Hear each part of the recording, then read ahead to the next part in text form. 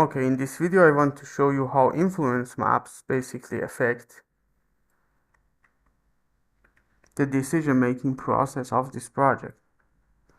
So the characters use influence maps in two ways. First of all, the generators use the maps which says where the characters are to generate the items where the characters are not.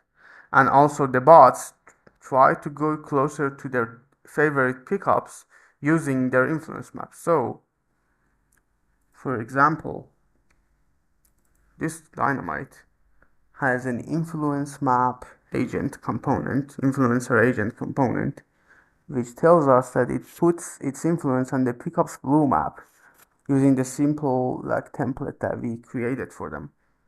And the characters have something similar. If you look at them, let's take a look at the blue. They put their influence using their template on the blue bots map, and then, for example, the generator for the blue items, it basically is in the middle of the world and generates items for us. What it does is that when it registers a timer, and in that timer generates items, but in order to find where to put the item, it basically uses an influence map to do a search of basically where the value of the map is less than 0.2, so there is no bots, and the map name for this one is bots blue, for example, because it generates the items for the blue and then spawns the item there. And the character actions, as I've shown you, use the search influence map to find where the items are. So basically, if we look at this one, the action which says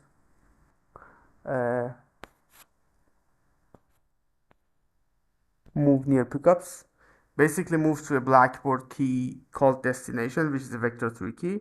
But that key's value is found out by using this consideration, which searches the influence map, and then the influence map pickups blue for a value higher than 0.5.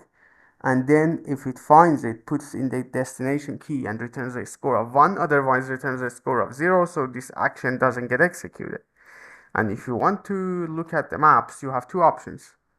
One of the options is using the gameplay debugger, and for that, for example, if you be here and press the semicolon key, you can see, okay, this is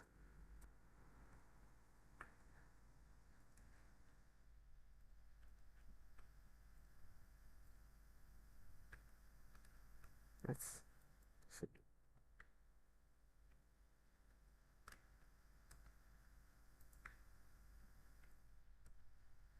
You can see in the gameplay debugger the values of the maps which have their debug checkbox checked.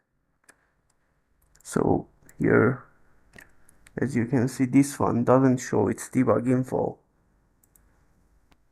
This does. So the map that we are looking at was blue bots. So if you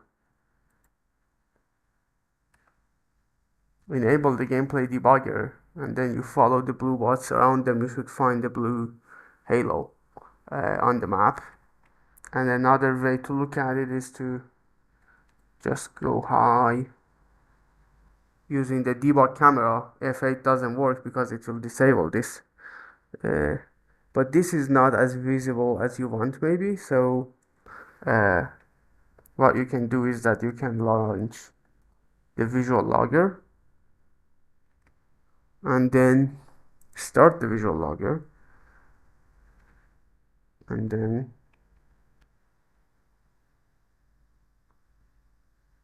let some time pass, and either during the game or afterwards you can simply choose a frame and the map and then see the values of that map.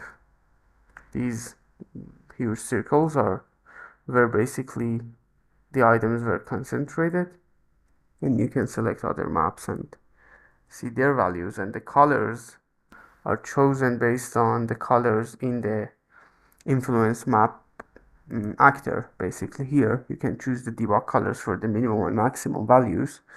We usually use white for minimum and some other color for maximum. This is for the blue yellow bots. That's why there's two, but those for pickups you can find more, as you can see, because there are many red pickups, red balloons.